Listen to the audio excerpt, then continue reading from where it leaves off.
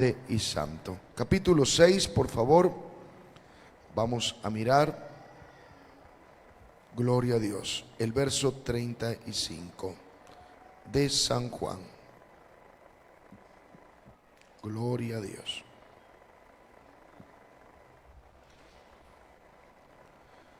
Libro de San Juan, capítulo 6, versículo 35. Título del sermón en esta noche: Jesús, el pan de vida. Jesús les dijo: yo soy el pan de vida. El que a mí viene nunca tendrá hambre, y el que en mí cree no tendrá sed jamás. Que el Señor nos sea ayudando con esta palabra a nuestro corazón. Padre eterno, hemos tomado tus santas escrituras, palabra viva, palabra eficaz, palabra santa, palabra que tiene el poder de transformar vidas, Señor bendito, y transformar sociedades. Por consiguiente, esta palabra gloriosa sea, Señor Jesús, direccionada a nuestro corazón. Sí, Padre celestial, tu palabra nos alimente. Tu palabra, Señor, llegue profundamente a nuestra alma. Te lo pedimos en el nombre de Jesús. Amén. Por favor, estén cómodos. El Evangelio según San Juan, evangelio general.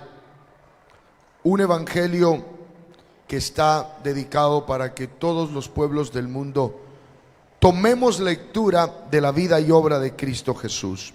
Esa es la intención del escritor Juan el apóstol amado por los años 96 de la era cristiana, cuando escribe casi ya al final del primer siglo este precioso evangelio. Antes de el evangelio según San Juan estaban los evangelios que ya la iglesia cristiana del primer siglo los leían. El primero en el tiempo, Marcos, que apareció entre los años 55 al 58, fue el primer evangelio en el tiempo. Los evangelios de Mateo y Lucas en el año 60, y luego este evangelio más tardíamente en el año 96. Enriquecen la biografía de la vida y obra del Cristo, de Jesús, del Señor, del Jesús histórico.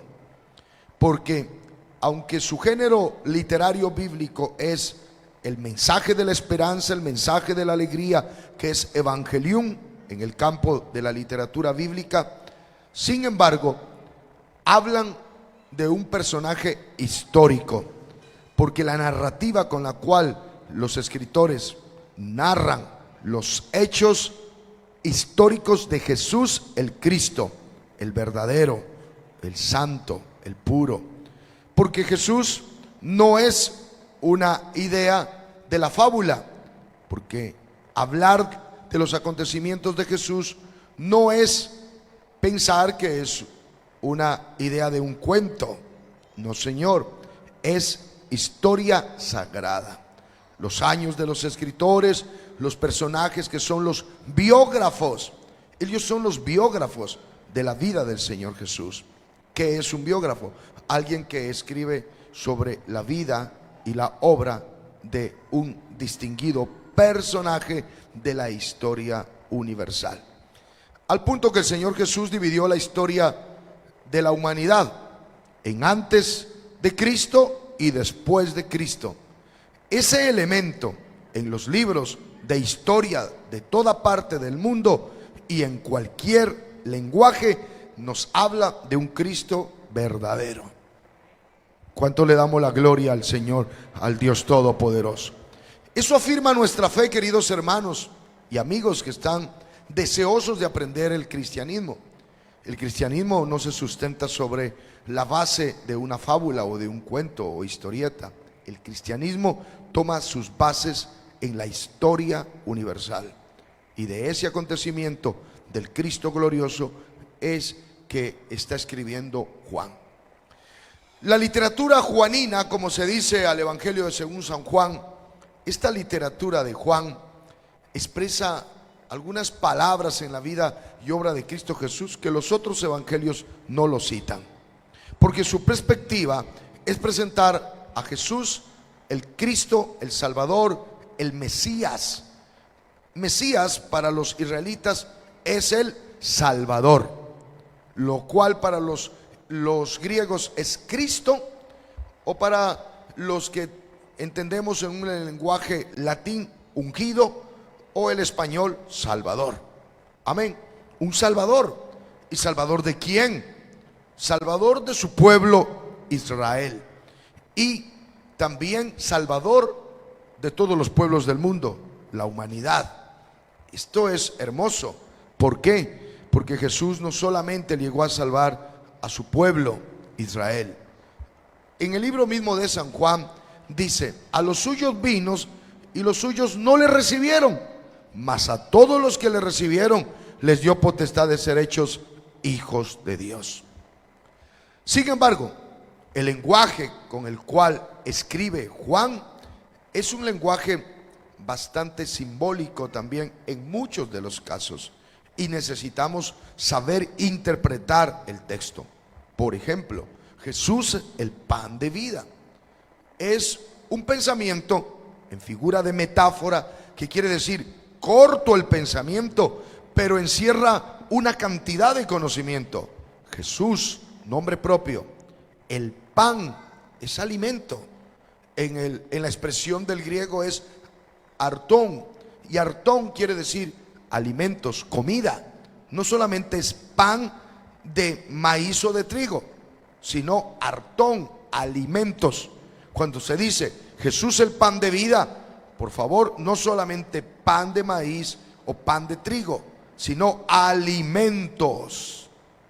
Qué promesa tan grande para un pueblo que necesita comida, porque no solamente la dieta de una persona se constituye de pan, no, necesitamos otros alimentos que puedan fortalecer nuestra vida.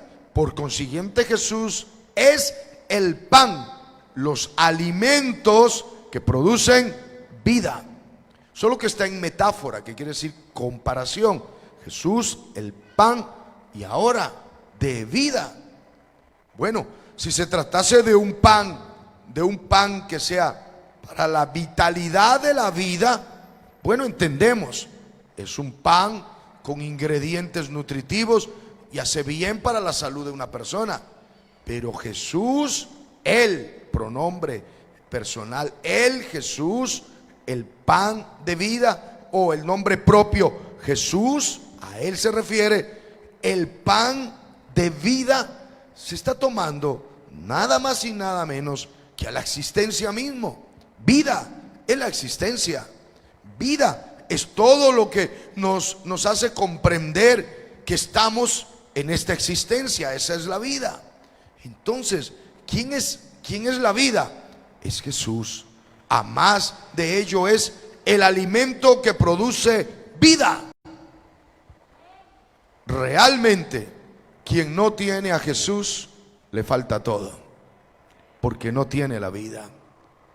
Y cuando el Señor Jesús aparece con estas palabras, no es comprendido ni siquiera por su mismo pueblo, porque el lenguaje, anotadlo, el lenguaje figurado que utiliza, no lo llegan a entender muy bien ellos.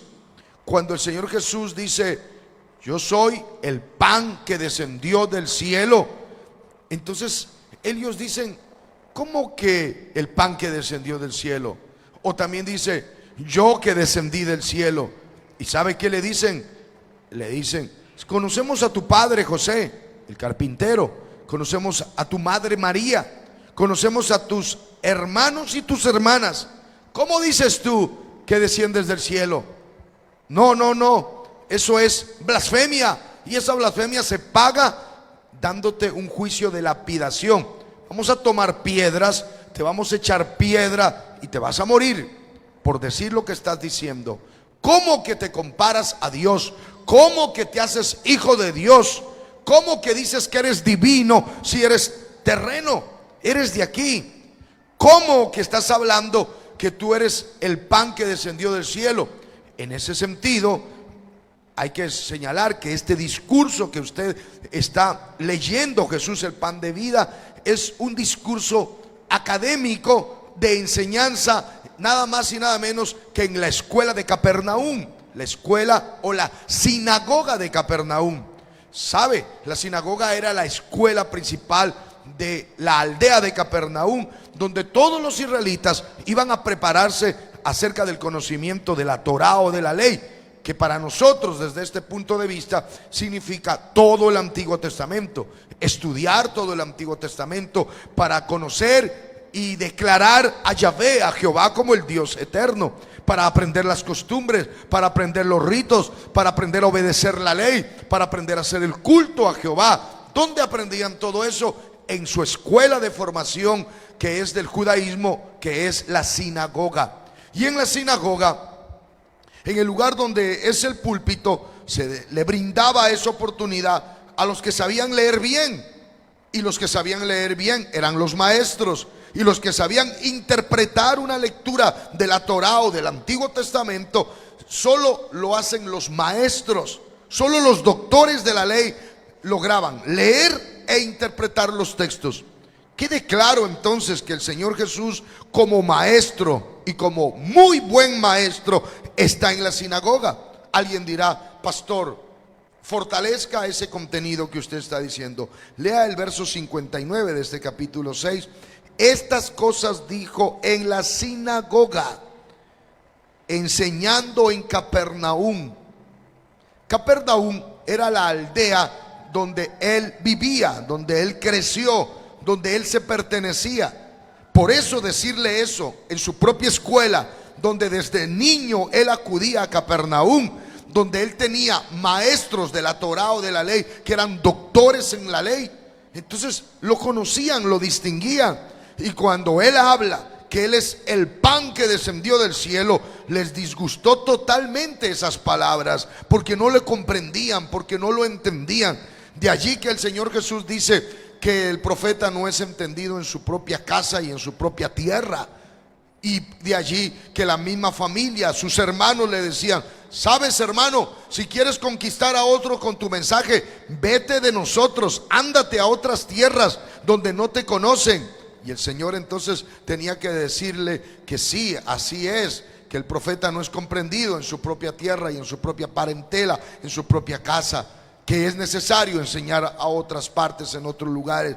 Pero el Señor Jesús quería impactar con su mensaje desde su casa, que es elemental, hermanos, para un maestro, para una maestra, que la enseñanza repose primero en la casa. Porque si no conquistamos a los nuestros de la casa, ¿cómo vamos a conquistar a otros que no los distinguimos? Y la respuesta es la siguiente: sí, tardaron en sus hermanos en reconocerle que Él es el Cristo, que Él es el Mesías. Pero dos de sus hermanos, de los 4 que menciona la Biblia, 2 de sus hermanos se convirtieron en grandes exponentes del cristianismo de la iglesia del primer siglo. Amén. O sea que cuando lo vieron en la cruz del Calvario, murió por los pecados de la humanidad, por los de sus hermanos, sus hermanas, la familia. Entonces ellos reconocieron y dijeron: de verdad, Él es el Mesías, Él es el Cristo. Los hebreos, para que a alguien le determinen que es el Mesías, ellos no están hablando en el pensamiento del judaísmo. Ellos jamás comprenden que un Mesías es un enviado del Dios Padre para que haga un trabajo en esta tierra. Los israelitas, en su monoteísmo estricto, creen en un solo Dios soberano y santo. Cuando ellos hablan de que su Mesías viene a gobernar el mundo, ellos comprenden y entienden que es Dios mismo gobernando esta tierra, Dios mismo acercándose a la humanidad para salvarlo. De allí que la palabra en el hebreo Emmanuel quiere decir Dios con nosotros. ¿Quién tiene alabanzas para Él? La gloria, la honra, la adoración. El Emmanuel, el Dios con nosotros, el Dios bendito, el Dios puro, el Dios santo, el Dios que ha transformado nuestra vida, aquel que nos ha dado la capacidad de entender el mensaje de la salvación. Alabado sea el nombre de Jesús. Entonces, Es en la escuela del pensamiento del judaísmo, la sinagoga.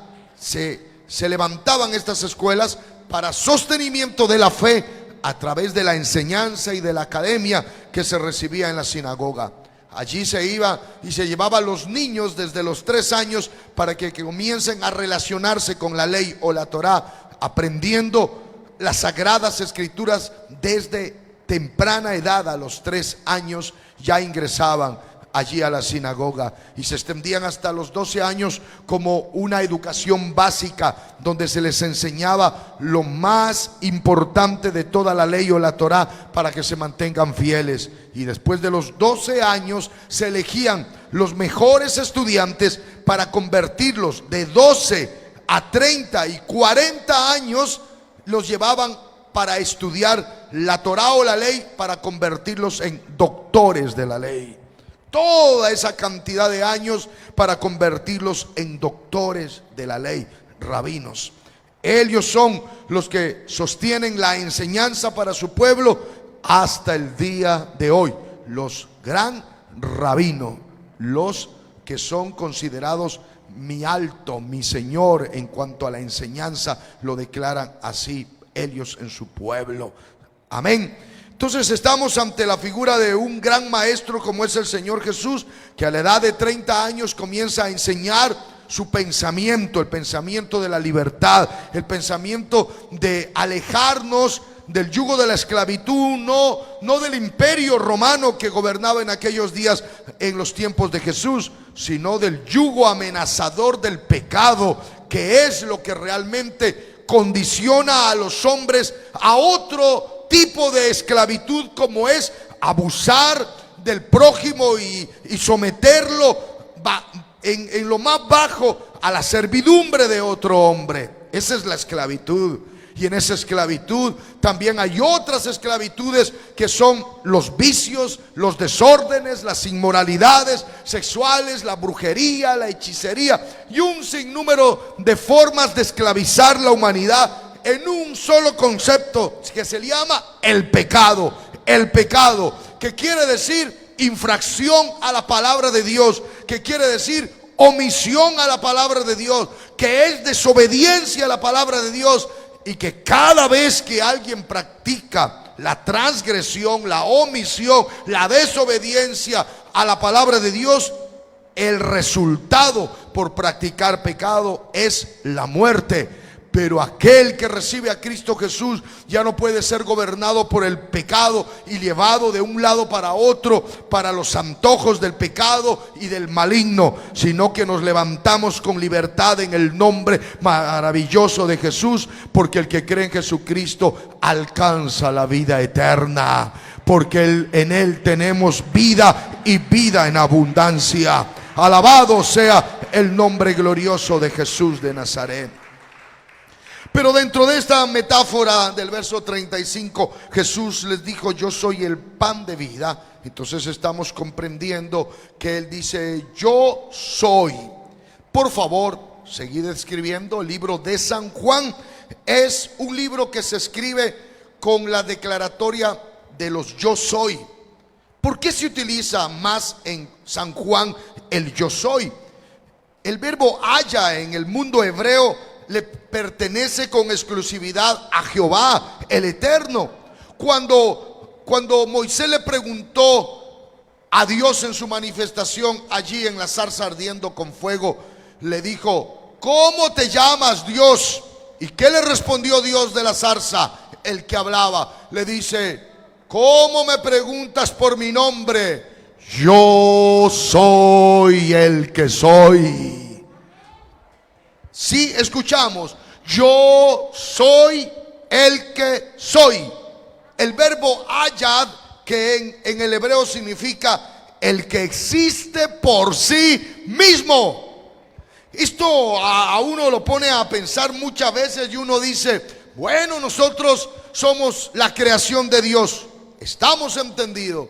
Pero a Dios, ¿quién lo creó? Y logramos incluso perder hasta el sueño pensando: ¿y Dios quién lo creó? ¿De dónde vino? ¿Cómo es que Él está allí en el universo? ¿Cómo hizo un universo tan perfecto y ordenado como el que tenemos? Que obvio, Obvio que toda esta perfección no es el resultado de la nada. La nada tiene que producir nada. Pero el universo no es nada. El universo es perfección absoluta, leyes completamente perfectas. Entonces no puede ser que la casualidad produzca leyes perfectas. No puede ser que la suerte produzca humanidad. No puede ser que la nada produzca tanto complejo universo. No, Señor, tiene que detrás de todo este universo existir un ser que tiene todo el poder, que tiene toda la autoridad,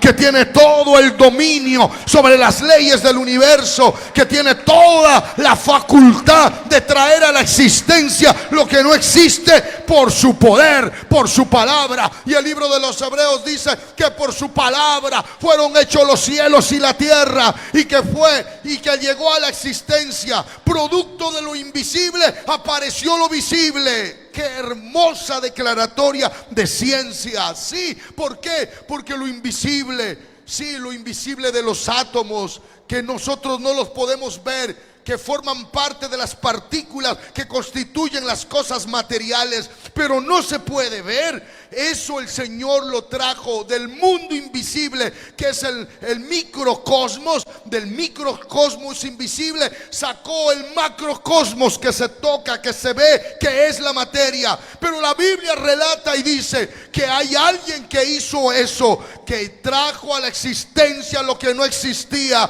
y ese ser se llama el que existe por sí mismo. Y el que existe por sí mismo se llama el gran yo soy. El gran yo soy. Yo soy el que soy. Y se llena San Juan con lo yo soy para Jesús.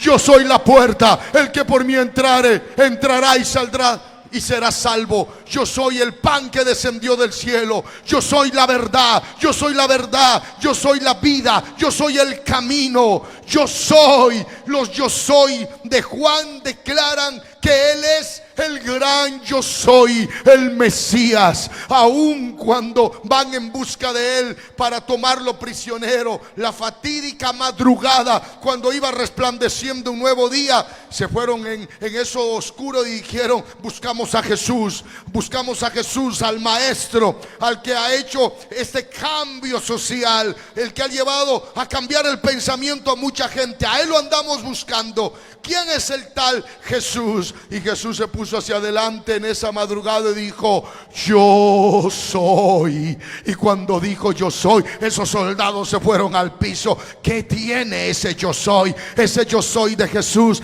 tiene el mismo verbo haya que le pertenece a Jehová en el Antiguo Testamento. Por eso no son dos dioses en la Biblia, es un solo Dios. El haya del Antiguo Testamento es el yo soy en el Nuevo Testamento.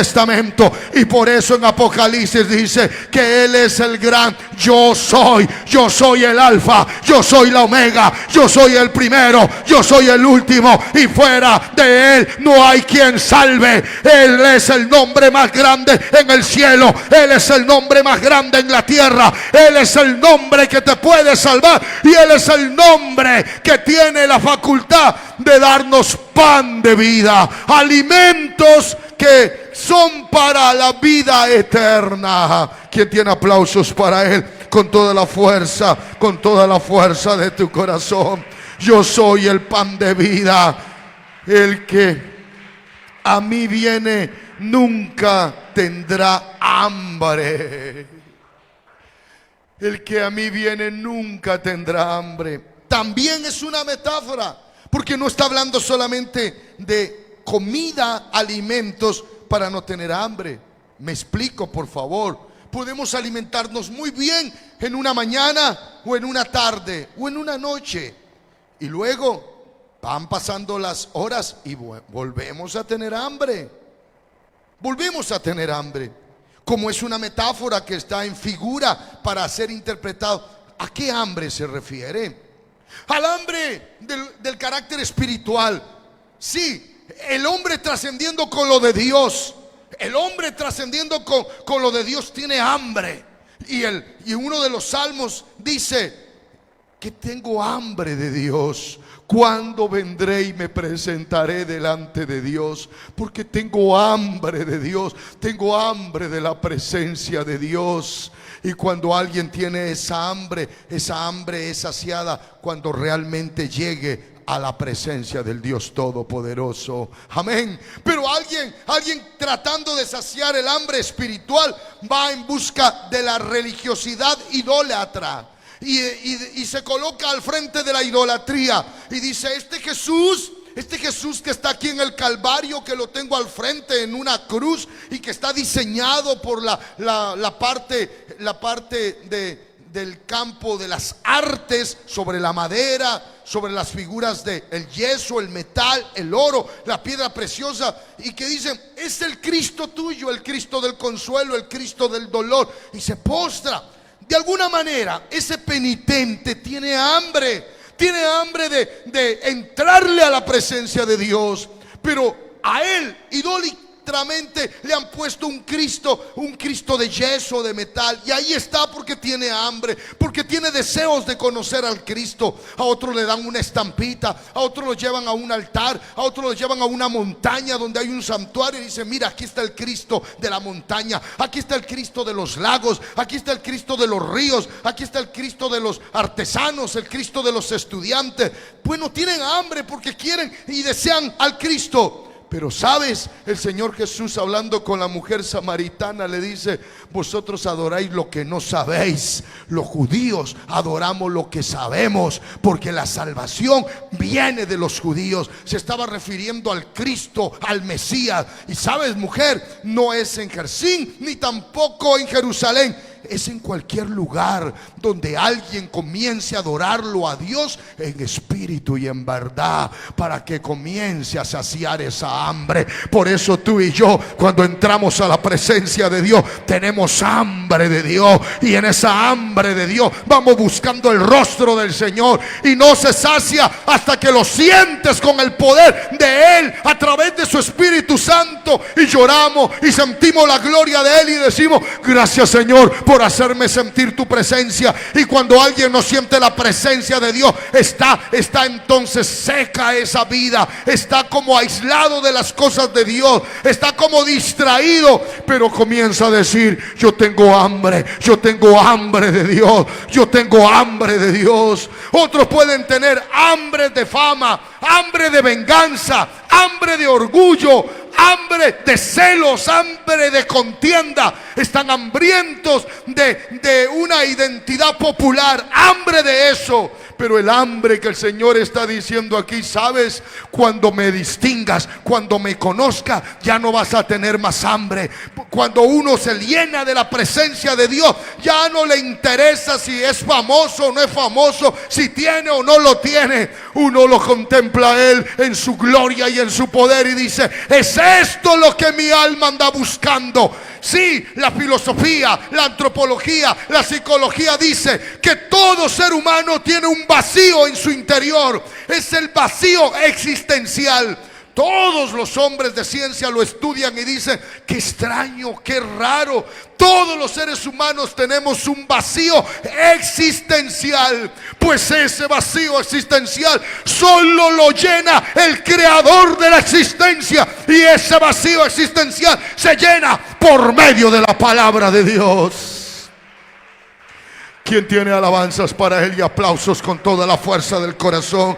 Alguien en esta noche, ese vacío existencial te coloca con una hambre, y dice: pero es que me compro una cosa para tratar de saciar esa hambre. Ya me compro, ya me endeudé, ya lo tengo, pero no me satisface. Ya alcancé esto. Los solteros y las solteras: no tenía enamorado, no tenía enamorada, ya lo tengo, pero sigo con ese vacío. ¿Qué es lo que me pasa? Ya terminé mis estudios, ya lo logré, me dio un momento de satisfacción, pero sigo. ¿Qué pasa? ¿Por qué tengo este vacío? Porque había un vacío grande en nuestras vidas cuando no se tiene a Cristo. Pero Jesús dice: el que coma mi carne, beba mi sangre, no tendrá hambre jamás y no tendrá sed jamás, porque yo seré en él la vida que sacia su ser. ¿Quién le tiene alabanzas para él en el nombre glorioso de Jesús? Yo soy ese alimento de vida. El que a mí viene nunca tendrá hambre, y el que en mí cree no tendrá sed jamás. Mujer samaritana, dame de beber. Hablando del agua, la fuente, la sed. El agua es vital en la vida del ser humano. Y Jesús, sentadito allí, no tenía el recipiente para tomar el agua del pozo de Jacob, que en los días de Jesús los historiadores dicen que tendría aproximadamente unos 30 metros de profundidad. ¿Cómo alcanzar esa profundidad y donde estaba allí la fuente de agua? Llegó la dama, tenía el recipiente, le dice: mujer, dame de beber. Y rápido la mujer lo queda mirando y le dice: judío, conmigo, samaritana, no se hablan. Hombre con mujer no se hablan. ¿Por qué me hablas? ¿Cómo me pides a mí que te dé de beber? ¿No ves que soy samaritana y tú eres judío? ¿Somos enemigos o no te das cuenta? Jesús le dice: si conocieras quién es el que te está diciendo dame de beber, entonces tú no le negarías. Y sabes qué más, mujer, Él te daría un agua que es para que llene tu alma, y no tendrías necesidad de volver otra vez a tomar de esta agua. Cuando le dice eso, la mujer se queda pensando: ¿por qué habla así ese maestro con ella? Y le dice: ¿sabes? Anda, trae a tu marido. Y dice: no tengo marido.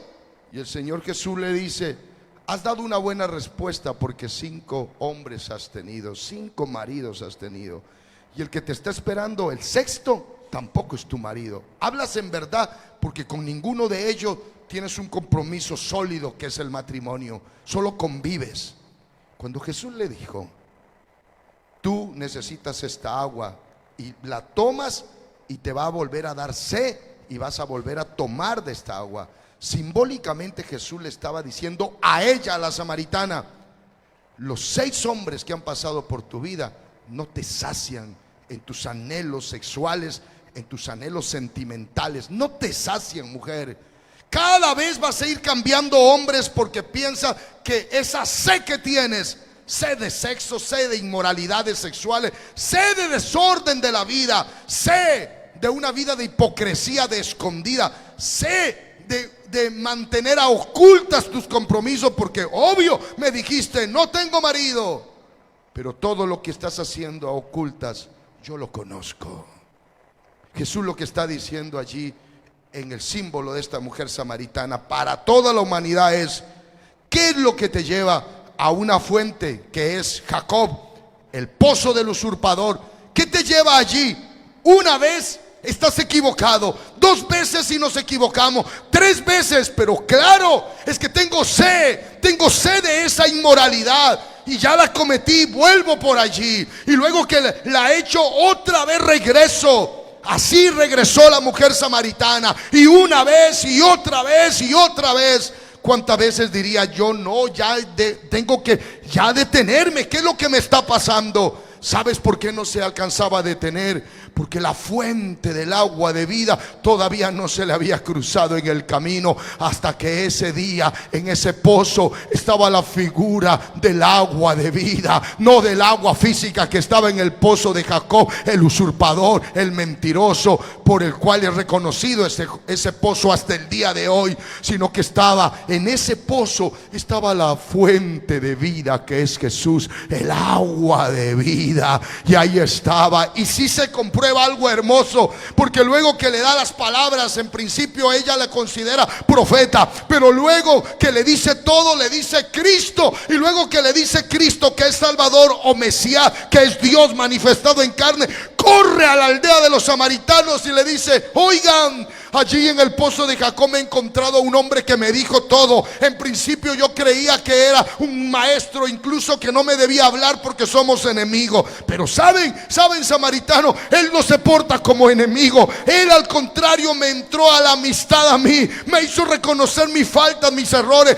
Me ha dicho todo de mí. ¿No será este el Cristo, el Mesías? Y salieron corriendo los samaritanos. Dijeron, bueno, si no nos trata como enemigo, entonces platiquemos, seamos a la amistad con él. Y él se comenzó a enseñarles a todos la palabra de él, la palabra de vida. Les entregó pan del cielo y les entregó agua de vida. ¿Y sabes qué dijeron? Cuando llega la mujer samaritana dice, ¿qué opinan ustedes? ¿Es o no el Cristo? ¿Es o no el Mesías? Y los samaritanos le dicen, mujer, ya no te creemos solo por lo que tú nos dijiste. Ahora nosotros mismos hemos oído y hemos visto y hemos creído que este es el Cristo, el Salvador de todo el mundo.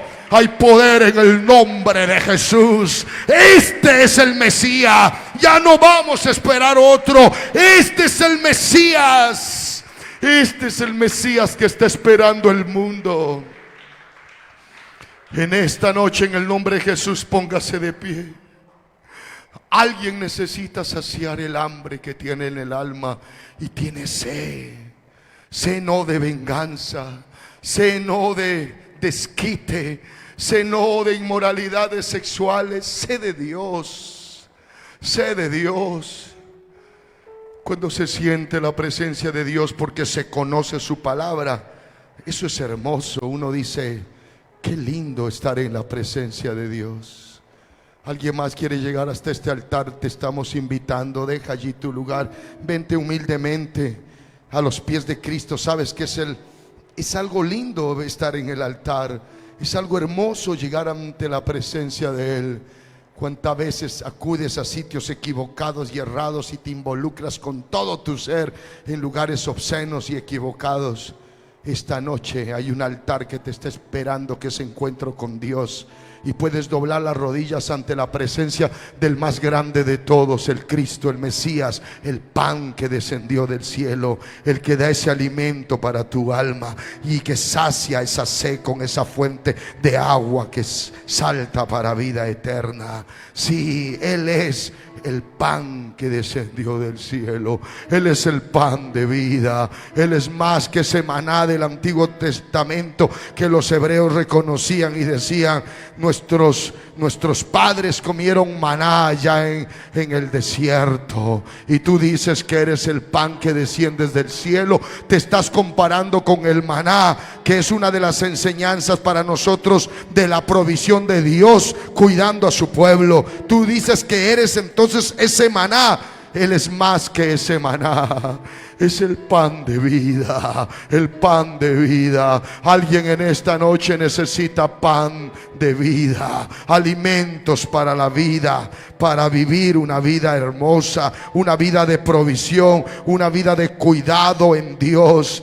Alguien necesita esa fuente de agua que salta para vida eterna. Alimentos y agua son vitales para la vida del ser humano. En esta metáfora el Señor está diciendo, sin mí no podéis ir por la vida. No puedes decir que vives si no me tienes a mí. ¿Cómo puedes decir que tienes buena vida si no te alimentas de mi palabra? ¿Cómo puedes decir que tienes una fuente de agua muy buena si no te alimentas de mi palabra? Yo soy el pan de vida. Yo soy los alimentos para la vida.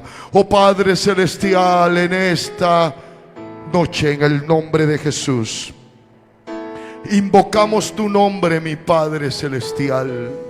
Esta palabra gloriosa, esta palabra eterna, Señor, esta palabra santa llegando a los corazones de la vida de las personas.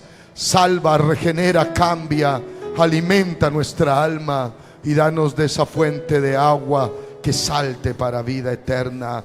Oh Padre Celestial, salva a nuestros amigos allá, Señor, en plataforma Facebook, Señor. Sálvalos, estás tocando su corazón.